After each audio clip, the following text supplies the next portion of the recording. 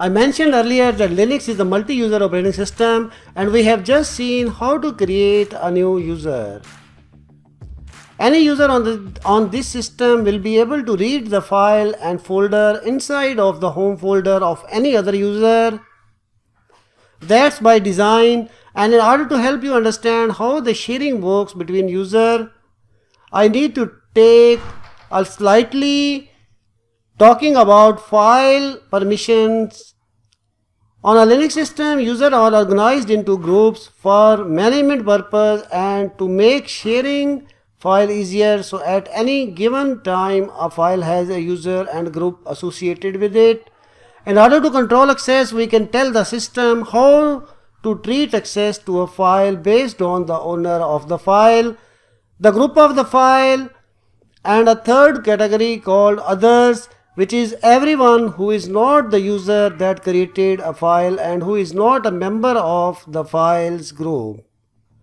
We can give these different categories the ability to read, write, and execute a file. I will open up my file browser and right click on my documents folder, and then I will choose property. I will click on the permission tab, and here are some options to set the access level for the owner, me, the group, and other.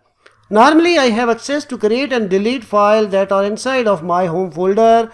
The items in this list go in order of increasing privileges, so while I can create and delete files, I can also access them,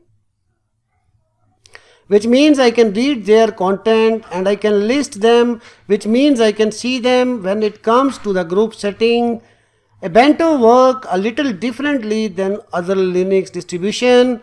Most other distro block access to the group and other entirely, but Ubuntu leaves the somewhat open in order to make sharing file a little easier.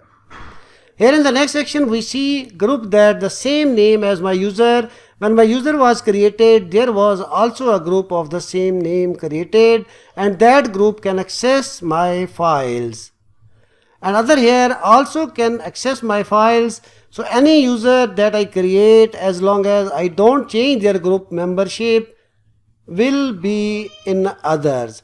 And this is a setting that control access for those people. To prevent access to the my home folder by other users, I could set this to none. List file only would allow them to see the files but not read the contents and access the files.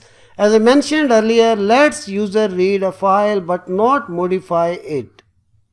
I will leave the permission here for now. There is a little more to it, like the fact that if you want to share a folder deeper down in hierarchy, you need to allow access to higher level folders for the most part, but that's topic for a more advanced course.